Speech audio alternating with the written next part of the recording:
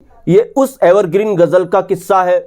रफ़ी साहब की ये एवरग्रीन गजल है जिसको इसके संगीतकार ने किसी और गाने से उठाया था, इसकी धुन को किसी और गाने से उठाया था, मगर जब संगीतकार ने इस गजल को कंपोज किया, किसी और गाने से कॉपी किया इस गजल की धुन को, तो इसके लिरिक्स भी उसी तरीके से लिखे गए। संगीतकार को समझ में नहीं आ रहा था इसको कैसे रिकॉर्ड करें। संगीतकार को लग रहा था अगर उन्होंने इस गाने को, इस गजल को रिकॉर्ड किया तो बिल्कुल लोगों को पता चल जाएगा कि इस गजल को कॉपी किया गया है किसी दूसरे गाने से। मगर रफ़ी साहब ने संगीतकार की इस प्रॉब्लम को सॉल्व किया, इस तरीके से इस गजल को रिकॉर्ड किया, पता ही नहीं चला कि ये गजल किसी दूसरे गाने की कॉपी है। कौन सी ये गजल थी रफ़ी साहब की, आज इस पर बात करेंगे। कौन ये संगीतकार थे, किस गाने से संगीतकार ने इस गजल को कॉपी किया, इस पर बात करेंगे। दोस्तों चैनल पे नए तो चैनल को सब्सक्राइब कर लीजिएगा, बेल आइकन भी प्रेस कर लीजिएगा ताकि नोटिफिकेशन आप तक पहुंचती रहे। नमस्कार, मैं महेश कोहली बॉलीवुड संगीत के सफर से।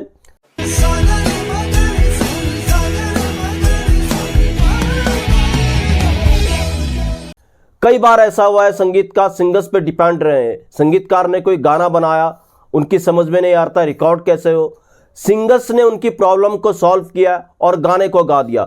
मगर मैं जिस गजल का किस्सा बयां करने जा रहा हूं, इसकी कंडीशन बड़ी टिपिकल थी। संगीतकार को सच में ही नहीं लग रहा था कि कैसे इस गजल को रिकॉर्ड करेंगे, मगर रफ़ी साहब ने जिस तरीके से उनकी प्रॉब्लम को सॉल्व किया, अपने आप में एक नया बात थी। जी हाँ, ये किस्सा है संगीतकार रवि की एक गजल का। संगीतकार रवि को एक धुन बड़ी पसंद थी। संगीतकार रवि ने सोचा इस गाने की धुन को किसी गाने में वो इस्तेमाल करेंगे और उन्होंने ऐसा किया भी। 1965 की बात है। संगीतकार रवि को एक बड़ी फिल्म मिली। जब इसके गानों पर वो काम कर रहे थे उनसे एक गजल बन पड़ी, तो उन्होंने इस गजल का जो मीटर था उसी गाने से लिया जो गाना संगीतकार रवि को बहुत पसंद था। जी हाँ, ये गजल थी फिल्म काजल की गजल थी, ये जुल्फ अगर खुल के बिखर जाए तो अच्छा है। संगीतकार रवि को एक गाना बड़ा पसंद था। वो गाना था फिल्म महल का जो 1949 में आई थी। गाना था घबरा के जो हम सर को टकराए तो अच्छा हो। इस गाने का जो मीटर था संगीतकार रवि ने अपनी इस गजल में ये जुल्फ अगर खुल के बिखर जाए तो अच्छा है इस्तेमाल किया।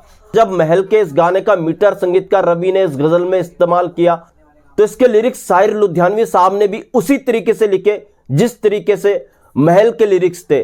घबरा के हम सर को जो टकराए तो अच्छा हो।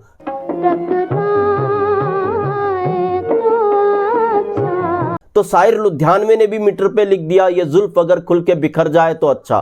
अब इधर जब इसके लिरिक्स भी उसी तरीके से लिखे गए तो संगीतकार रवि बड़ी दुविधा में कैसे इस गजल को रिकॉर्ड करें, क्योंकि साफ पता चल रहा था कि इस गजल के जो लिरिक्स हैं, इस गजल का जो मीटर है वो महल के उस गाने से मिल रहा है। घबरा के जो हम सर को टकराए तो अच्छा हो, ये गाना गाया था उस समय की लेजेंडरी सिंगर राजकुमारी दुबे ने।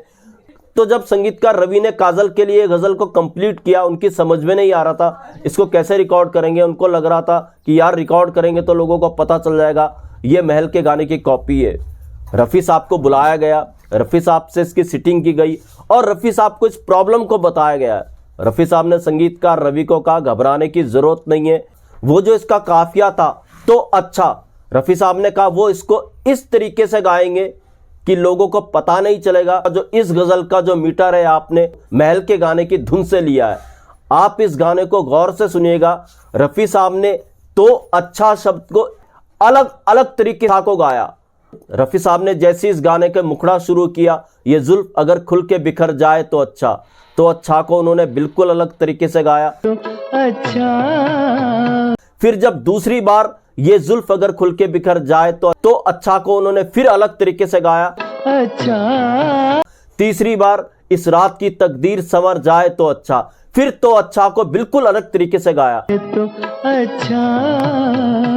तो जहां भी तो अच्छा काफिया आता है इस गजल में, रफ़ी साहब ने बिल्कुल अलग अलग ढंग से जो इस गजल की खासियत है, और बहुत कम सिंगर्स ने ऐसा किया है जो रफ़ी साहब ने ये जुल्फ अगर खुल के बिखर जाए तो अच्छा जैसी गजल में किया। बिल्कुल भी रफ़ी साहब का तो अच्छा वाला अंदाज दूसरे वाले तो अच्छा काफिया से नहीं मिलता है। इस ढंग से रफ़ी साहब ने गाया और सारी की सारी जो मेहनत थी ये जुल्फ अगर खुल के बिखर जाए तो अच्छा गजल में वो रफ़ी साहब की है। संगीतकार रवि ने तो इसको एक बार बना दिया था, मगर तो अच्छा को रफ़ी साहब ने बार बार अलग अलग तरीके से गा करके इस गजल को अमर कर दिया। हालांकि साहिर लुधियानवी साहब ने भी बहुत बेहतर इस गजल को लिखा, मगर अगर रफ़ी साहब तो अच्छा को अलग अलग तरीके से नहीं गाते तो ये गजल साफ लगता कि कॉपी है महल के गाने की।